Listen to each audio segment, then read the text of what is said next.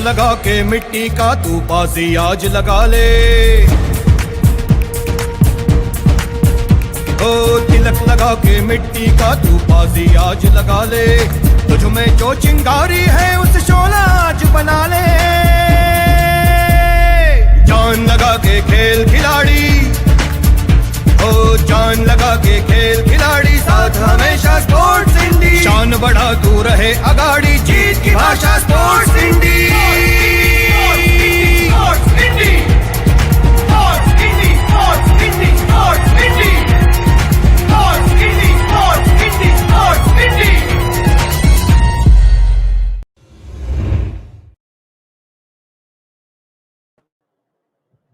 Hello and welcome all to another wonderful episode of the World of Sports and presented by Sportsindi. Here we talk about sports, the aspects about sports, the peripheral aspects, the career aspects, and so many things that we always wanted to know about.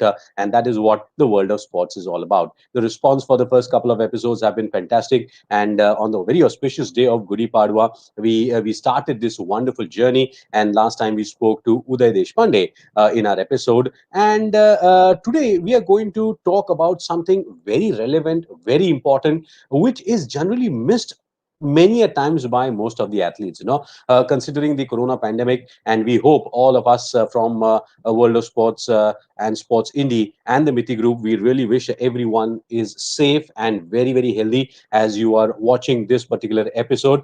But even in the current scenario, all the doctors, all the medical professionals are saying just one thing: keep hope, be positive, use your mind, be strong, and think positive. It applies to all the athletes, doesn't it? Because when we play, there are situations when we are losing, there are situations when we are winning.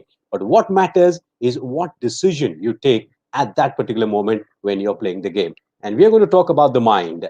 Mind is the most powerful aspect for any human being, and especially for a sports person. And today we are going to talk about the mind. We are going to talk about psychology. We are going to talk about sports psychology. And who better to talk to about this particular aspect than someone, a former badminton player who was there. She's been there, done that, faced those issues, studied, went back to the drawing board, and worked on it. And now she is, of course, the co-founder, you can say, of Samiksha Sports Private Limited, along with her wonderful team. She's a director, I must say, to be more precise, co-founder of Live Sport, and of course has completed her MSc Psychology of Sports and Exercise from the Leeds Metropolitan University. And apart from that, she's also a PhD scholar in psychology at the Symbiosis International University.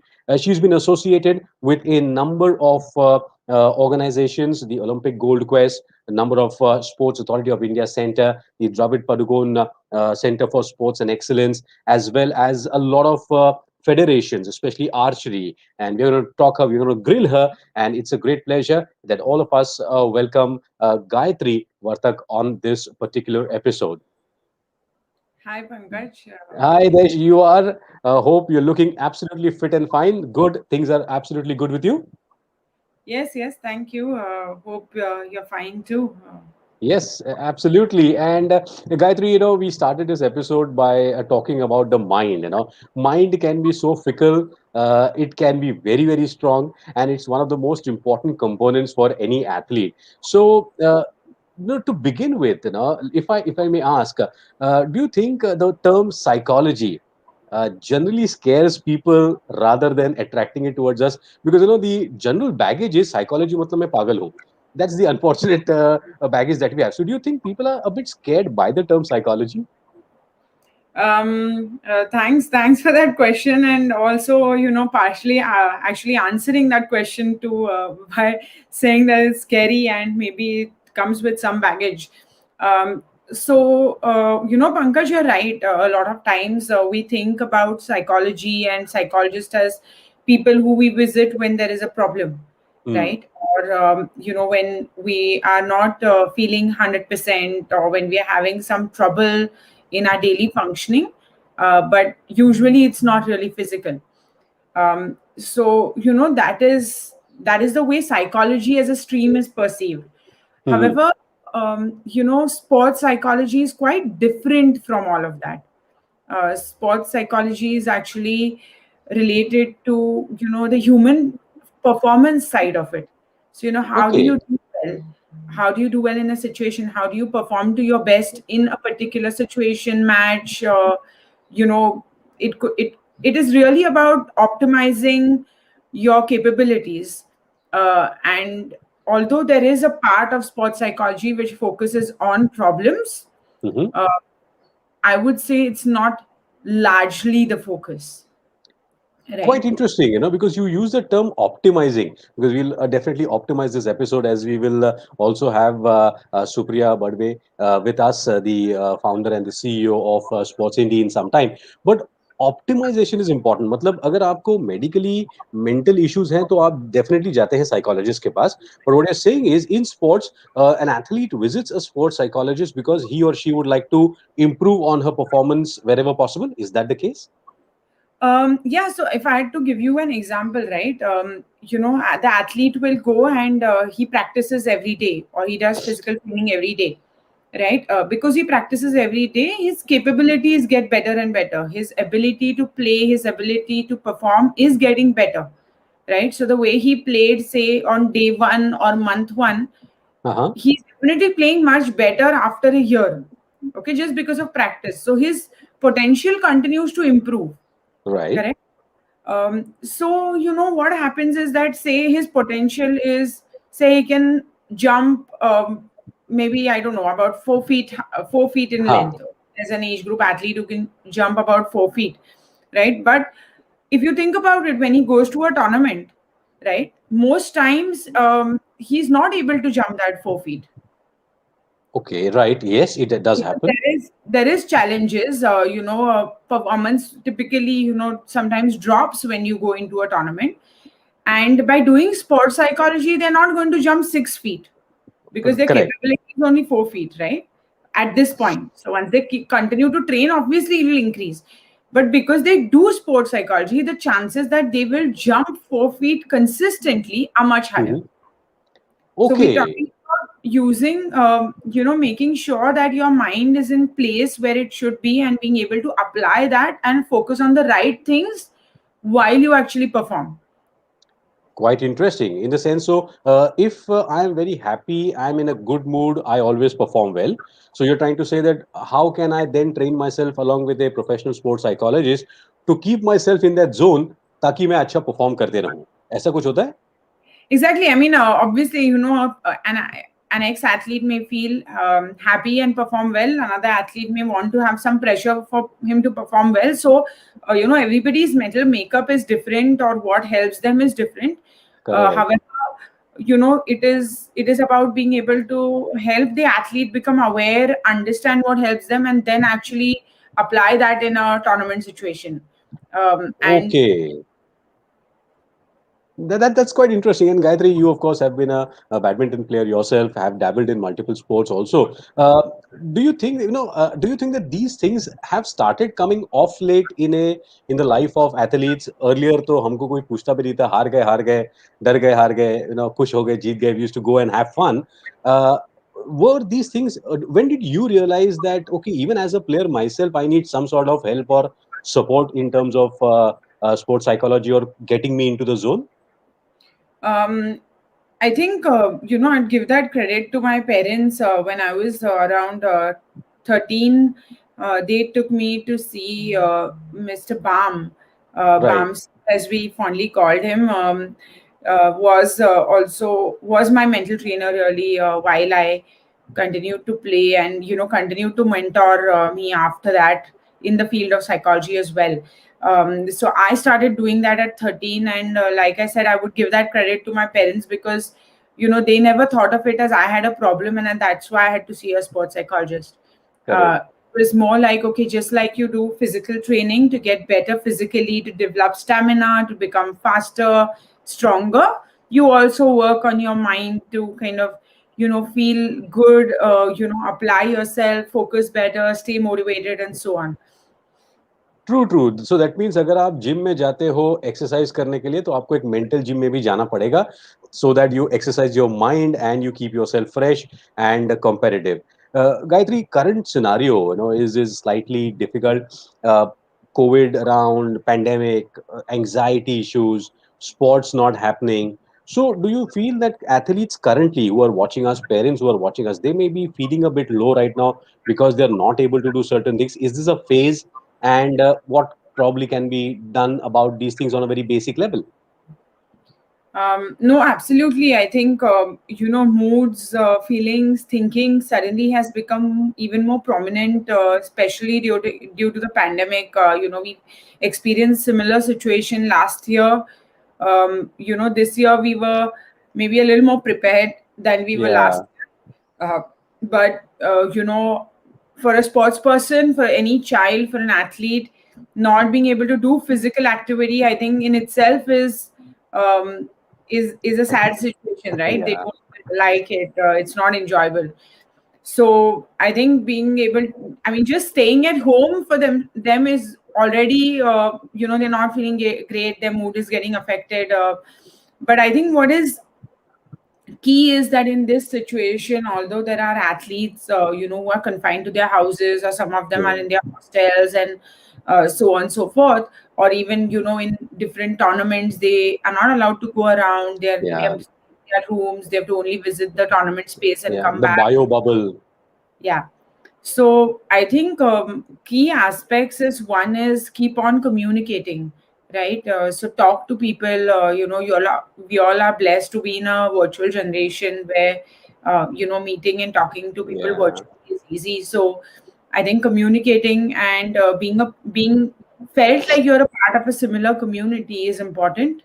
So I think that is the first thing you should do. Don't, just because you're bored, don't sort of isolate yourself, get onto your phone or your laptop or whatever, and start playing games one after the other. That's not necessarily great use of time, Okay. right? So I think that's an important thing. I think secondly, in this situation, whenever you feel a lot of anxiety and stress, it's important to do some basic breathing routines. Mm, And apart from that, I think to ensure that your muscle memory remains constant even if you're actually not playing the sport. It's also important to do visualization or imagery, which is a word that you use right. alternatively. Absolutely. So these were some of the solutions.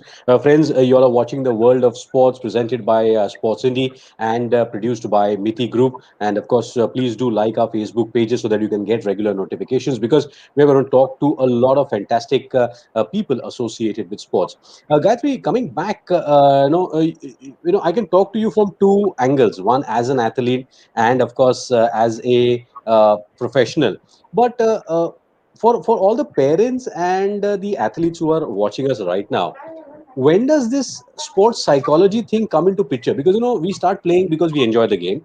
We start doing well, so people promote us. कि अरे आप अच्छा खेलते हो, आप खेलो और अच्छा करते हो. We start training, we start doing well. The more we enjoy, the more we perform. At what point? I mean, do you think that when we become an elite athlete or come at the national level, only then a sports psychologist comes into picture, or how do you kind of help us in the timeline of a athlete's life? So if I have to plug a sports psychologist into the timeline, like you rightly said, I would plug it in when competition starts. um, Okay. Okay. The reason why I say that is obviously from the philosophy that we take at Samiksha. I think, we take a very preventive philosophy. So, the earlier you start, the better it is, because children still play a tournament, children are still in a competitive environment, there's still expectations out of them. And all of this changes the way they think, right? And Correct. it's important for them to know that they have to think in a particular way. There is a particular way in which they need to manage their wins and losses. They need to handle people around them. So, all in all, I feel that if they learn the wrong strategies while they've just set out to play, then Mm-hmm. it's like learning the wrong footwork or the wrong technique, right? Then when you go Oh, out in life, it's almost so much more difficult to unlearn and then relearn something new. correct, correct. You get used to it. You get a muscle memory and you tend to kind of do the same things again and again. Correct. So, I would say that earlier the better. When I say early, it doesn't mean before the child starts playing or chooses a sport, but once they have sort of identified, okay, this is the sport we want to play, Hmm. we're fairly serious about it, it's just not recreational. I Correct. think that is definitely the time that they should start doing some form of mental training. I wouldn't say they need to jump into meeting a sports psychologist, but at least some basic forms of mental training is something that they need to begin doing. A very interesting bandwidth you gave us, and it's a very interesting one where parents can take a call, the coach can take a call when to introduce the child or the athlete to mental training. So we are in conversation with Gayatri, and we are talking about sports psychology, but it's time that we also welcome the founder and the CEO of Sportsindi, Supriya Badve. Supriya Tai, she is there with us, and there she joins in. Yeah. Hello, ma'am. How are Oh, you? yeah, good. How are you? Good, good. So Gayatri is there, you are there, and we are talking about Yeah.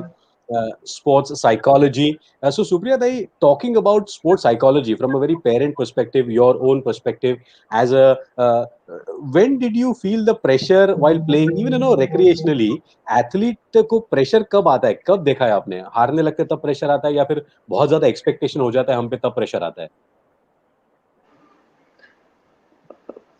I think, of course, it is but obvious that when they are going, means they experiencing the loss, it creates some pressure. But I think Uh-huh. equal pressure creates on them before starting the event or that's a specific sports event. So Right. equally, that pressure is always to be there. But I think Gayatri can more talk on this subject. Maybe some sort of positive pressure may be required to we build Yeah. to perform very well 100% more than 100%. So maybe I am not much expert on that subject. No, no, So I was no, Gayatri I was will. asking you, Supriyatai, as a parent, because like Gayatri mentioned that the athlete is under pressure, but the parents are Yeah. also under pressure. So what about that? Yeah, because there is involvement, na? All right. Generally, what happens? Parents want to perform their child because they have their dreams. They have not achieved their dreams, and they want to see their dreams achieved by their son or daughter. So this happens with the parents, and that's why they think, yes, I'm not got anything, and now I have Let this platform where my child can perform, and at least I could achieve my dreams. That is the reason. Gayatri, do you think this is a major baggage and a concern for all the athletes, the parents' dreams and aspirations? Um, Yeah. I think, I do agree actually that it is uh, it is a cause of concern really because as parents you have dreams and sometimes although as parents you always want to support your child, you want to do Hmm. everything in favor of your child, you want to give them the support, encouragement, motivation. Often there's a very thin line between support, encouragement, and overindulgence. And sometimes very quickly as parents we can cross it, right? Hmm. And I think it's not fair to blame anyone in this situation because everybody wants the best for the athlete at the end of the day, right? Right. Also, even as a parent, just like that child is playing for the first time, you are also parenting for the first time, I think. uh, it's not like you've had 10 children who have been into sport. So for you also it's a new and different parenting journey, which is sort of already parenting is different and now sport parenting also sounds even more challenging, even more Yes. different in a developing country like India, right? So every day you have a different academy, a different tournament, some competitions and some sports have some structure, the others are still figuring it out. So depending upon which route your child takes, which sport they take, there are many challenges that parents also face. Hmm. So I think the concern is fair, and in fact, as an addition to that, I will tell you that a lot of times people ask us, "So you work with athletes, right?" And I always will correct them and say, "Okay, we work with athletes, uh, but we work with everybody around the athlete who can Okay. influence the athlete. So, a parent, a coach, the support staff, all of them are people that we actually end up working with, Right. because, they are the ones who give the athlete the support that is required on a day-to-day basis.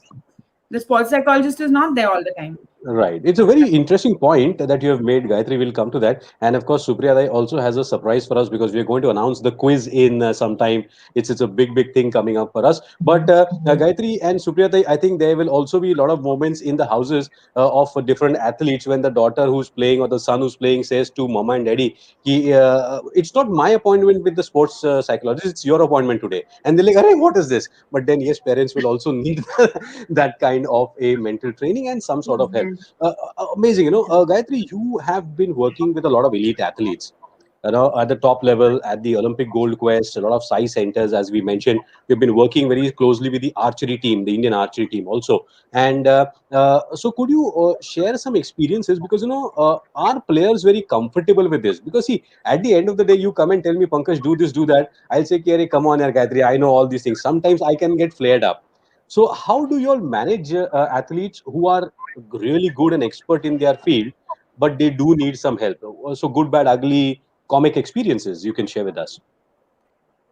No, I think by and large, as an athlete, you are open to actually receiving any help that will influence your sport performance for the good.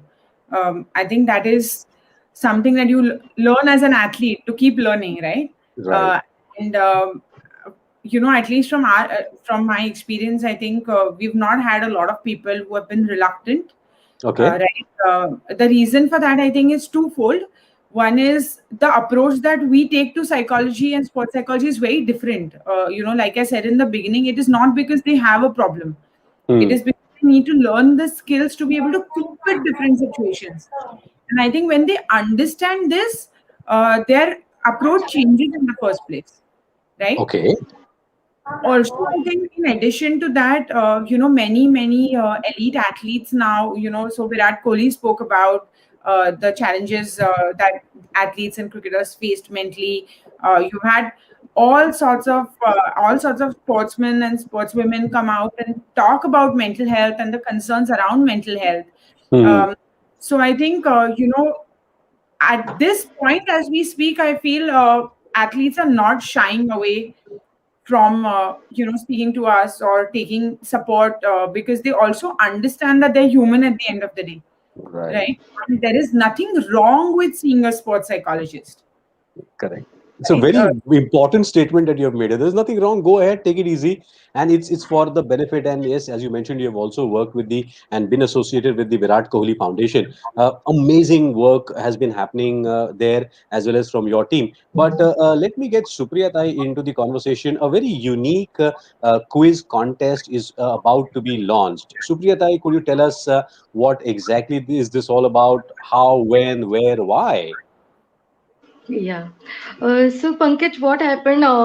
We when we have experienced first time the long lockdown for a month together, and schools were closed. So I thought, what best we can utilize the children's time to engage them in good activity.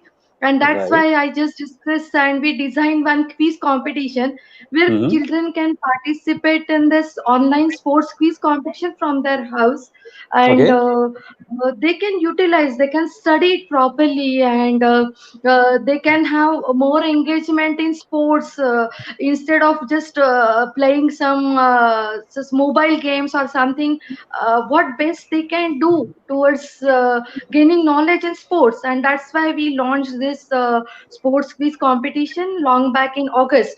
So first Okay. season we have covered, and in first season we have enrolled Maharashtra and Karnataka, and Mm-hmm. now we want to take it across pan India. Maybe next state, we are just discussing about Gujarat and Uttar Pradesh, then Uttarakhand. So maybe Mm-hmm. but we want to spread this message that let us these children, those schools are just closed. Let them engage. Maybe online assignments are going for them.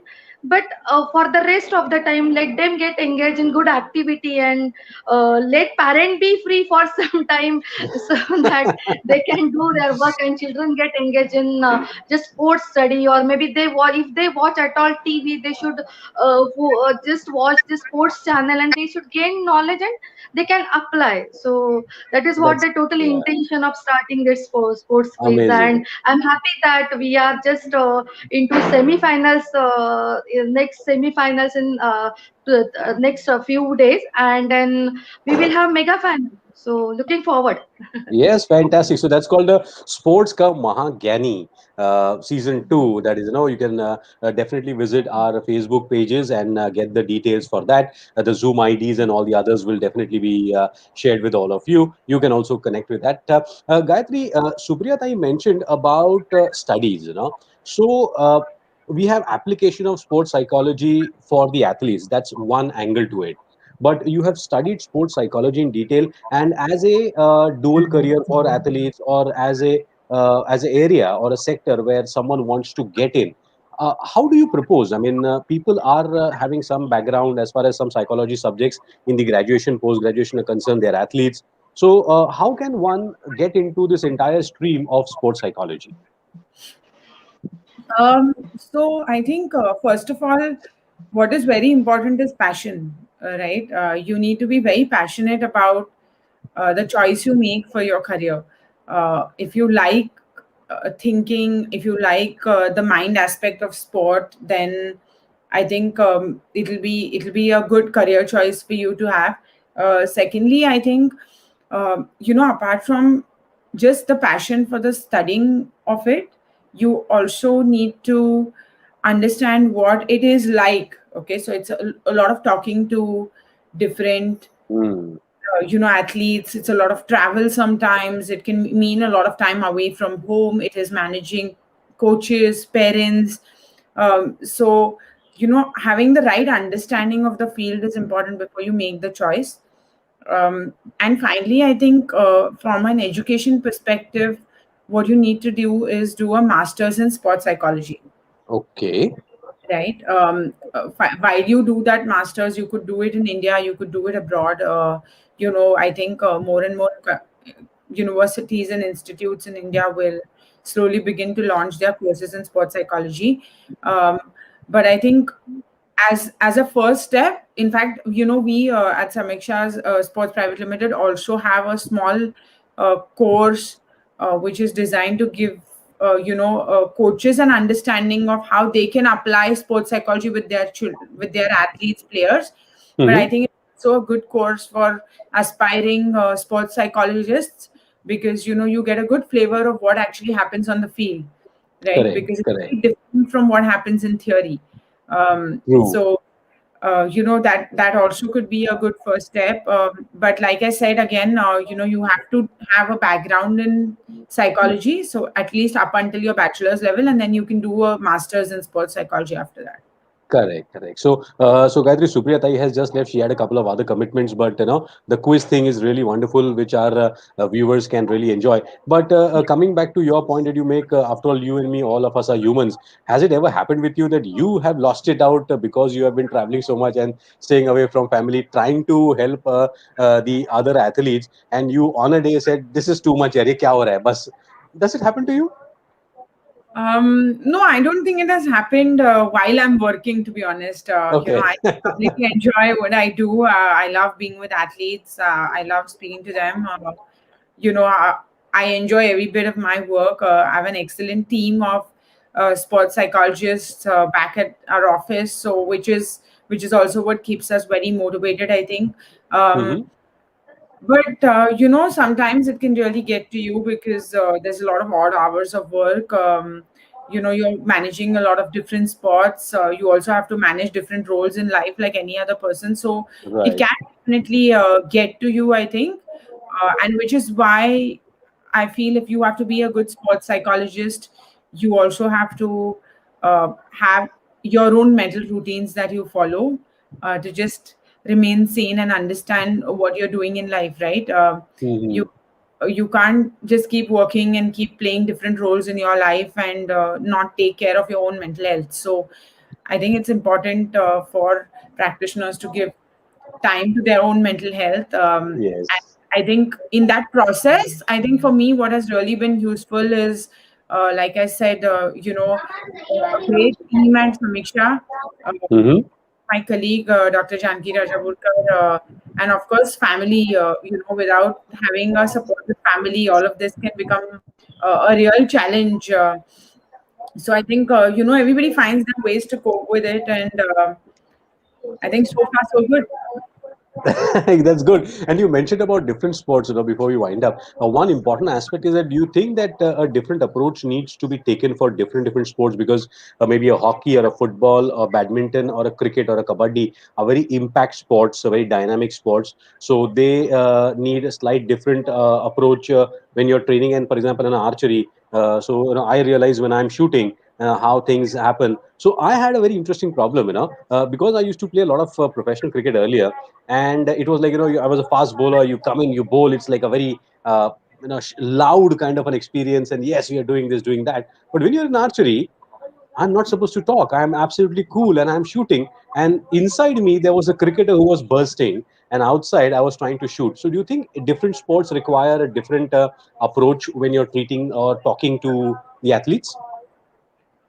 Definitely. I think the first most important ingredient is you have to have played competitive sport yourself as a psychologist. Without that, it can be very hard to even understand what really happens within the athlete. Mm-hmm. I think that, and that is also the answer to your last question, that apart from, athletes opening up because now they are more open to this idea of mental training, I Mm-hmm. think we, having played enough sport, they also relate a lot more. They understand that there's a fellow sports person who we can share with. So I think it's key that you, as a psychologist, have played sport one. And when I say played sport, played competitive sport is what I Yeah. mean. Secondly, of course, different sports have different needs. Um, like you said, there's a major difference between a cricket and an archery. But and of course, the kind of focus you need in cricket, the attention you need in cricket, and the attention you need in archery is very, very different, right? Mm. Also, because you are in archery, you are into a precision sport. Yeah. Your playing, your control, your bow hand, all of that is so important. You do need different expertise, but I think with experience, you also learn that. If you go out on the field, if you're practicing on the field, you will learn all of that. It's not very hard.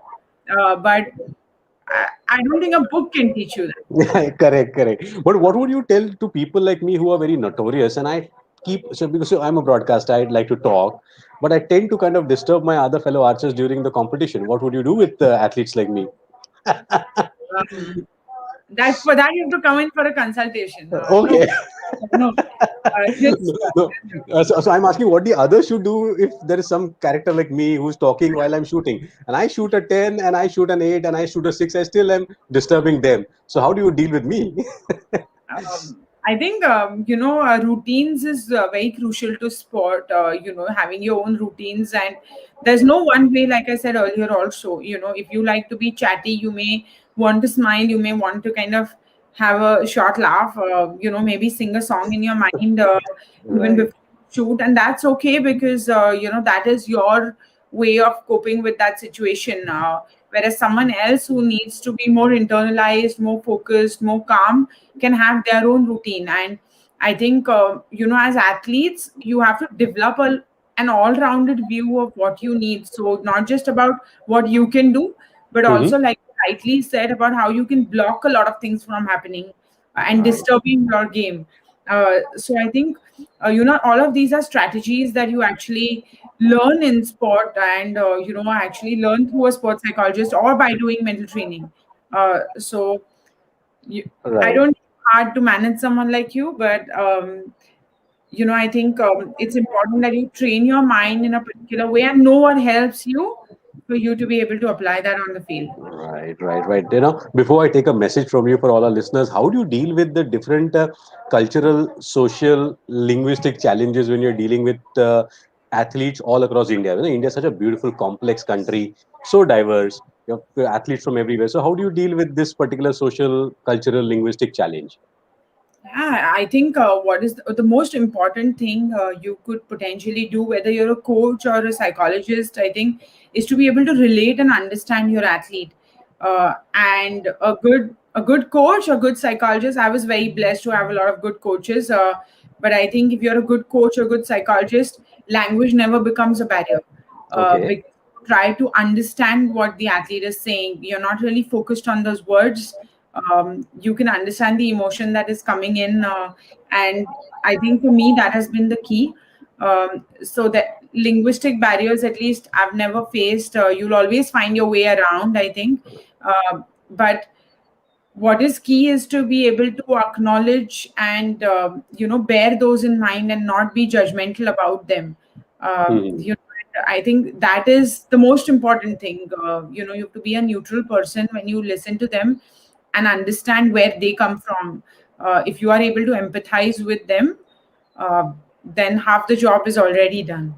Amazing, amazing. And of course, we would like to keep on talking to you like that. So wonderful that you're giving us so many lovely inputs. What would be your message to all our viewers, all the athletes and the parents who are watching us this episode right now, in terms of both as application of sports psychology for the athletes, in terms of optimizing it, and also as a career path? What would be your final inputs? Right.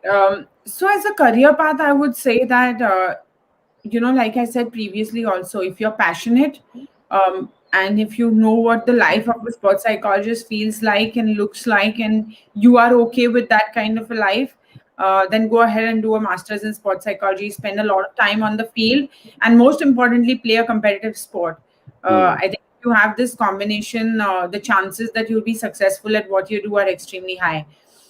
And from an athlete, parent, coach point of view, I would like to say that, make sure that you all do mental training just like you do physical training or technical training. There is no harm in doing that.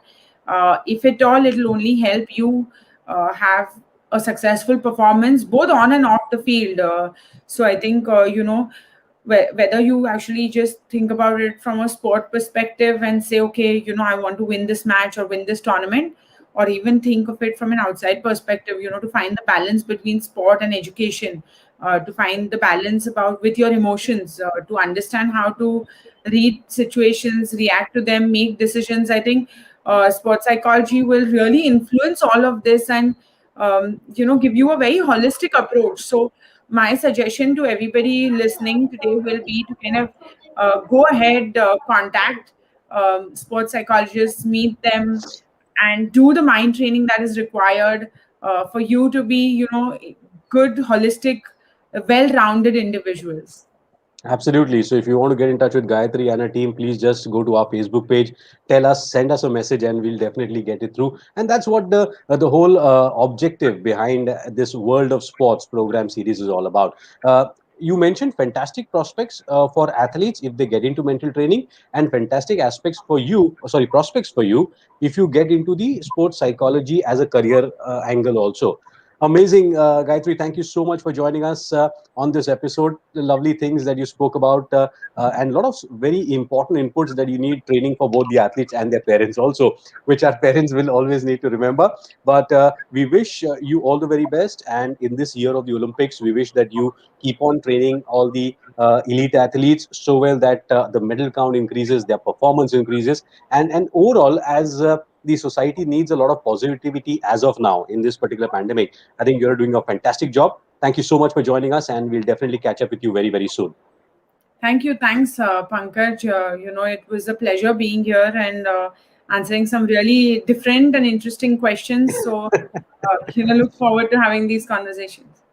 Yes, so that's what we have in this particular episode. This was Gayatri Vartak, a sports psychologist and working with a lot of elite athletes. So this is what we have in this episode of The World of Sports, presented by Sportsindi and produced by the Miti Group. Please do visit our Facebook pages, like them, follow us on our, subscribe to our YouTube channel, the Miti Group Digital also. So this is Pankaj Athavle signing off in this episode. In the next episode, that is next Saturday at 5 p.m., we'll catch up with you with another wonderful topic from the world of sports. Till then, take care, be safe, stay healthy. Gayatri, thank you once again, and see you all.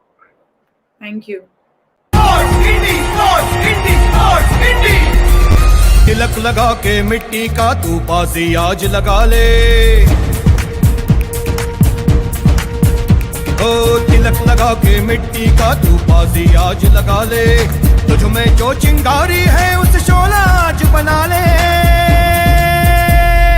जान लगा के खेल खिलाड़ी, ओ जान लगा के खेल खिलाड़ी, साथ हमेशा स्पोर्ट्स इंडी, शान बढ़ा तू रहे अगाड़ी, जीत की भाषा स्पोर्ट्स इंडी।